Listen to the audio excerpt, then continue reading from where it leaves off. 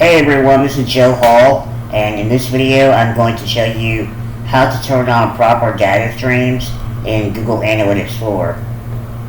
So if you have just set up your Google Analytics 4 account, when you visit the dashboard, you'll probably see something like this, and you're going to want to make sure that you have all of your proper data streams set up.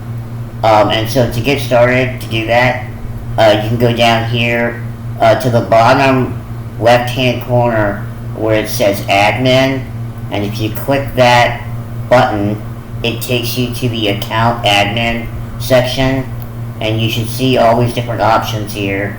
On the right-hand column of the main admin screen, you'll see a section called Data Collection and Modification, and the very first item is called Data Streams. If you click that item like so, you'll see the available data streams, and if you have already set up your Google Analytics Google Analytics account already, you should see a default data stream here. I just set this account up, so it hasn't received any data yet. But usually the first data stream you set up is going to be a web data stream for a website, and the tabs here are all iOS, Android, and web. And so those are the three different data streams that you have the option of setting up. Like I said, the default data stream that usually is set up in the beginning is the web data stream for your website. But if you do have mobile applications that you want to track that same user base along with your web visitors, you can do that using different data streams.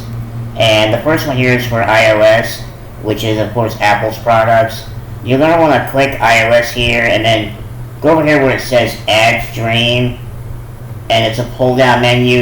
You'll click iOS app, and you'll go through the process of registering the app, and you may need to work alongside your app developer to get all the correct information for this process, but you'll go through and for the first thing is iOS Bundle ID, and there are little tooltips along the way you can click to learn more. But you're going to want to go through and get all these informations here.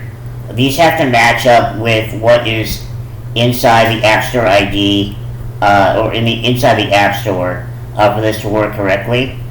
And then you'll want to click I agree that I'm using Firebase services in my app, and this is Firebase is a code base for the Apple products. They allow for tracking mobile apps and whatnot.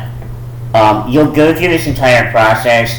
This is a 1, 2, 3, 4, 5, 6 step process to verify that you have the tracking code set up inside the iOS app.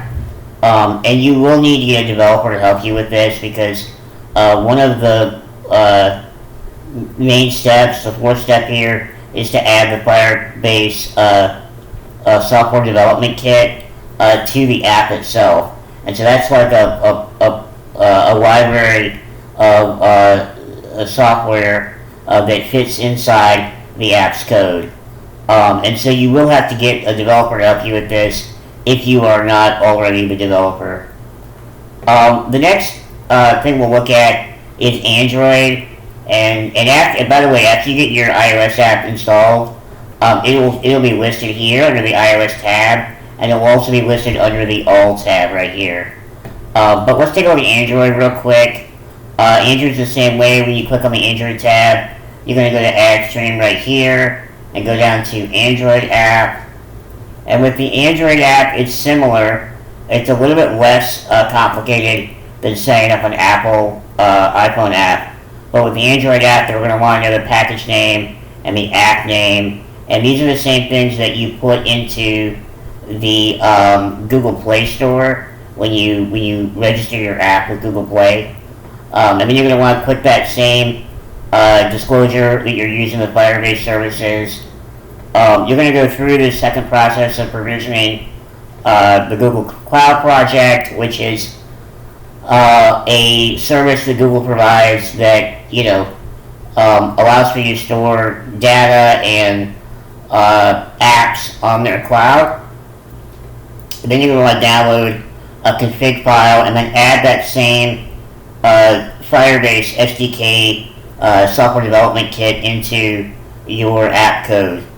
And then you're going to run it and verify it. It's another 5 steps, so it's one less step than the iPhone app, but it's still relatively complicated, and you probably will need your Android app developer to help you install this, unless you are already the Android app developer. But you'll know already how to do all this stuff, hopefully.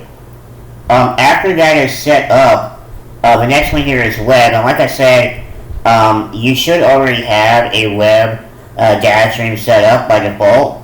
However, you do have the option of including more than one data stream for each one of these categories, and that's especially helpful for the website section, because you might have 2 websites that you want to track within the same analytics account.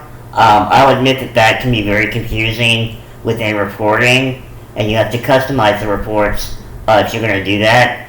But you might also have something like multiple subdomains or other parts of the website that you want to have separate data streams for to help manage the incoming flow of data a little more. And if that's the case, you can just go ahead and add the web data stream just like you did when you first set up the account. So you click down here, you go down to web right here, and this just says, are you sure you want to do this? Because in most cases a single web stream will meet your measurement needs.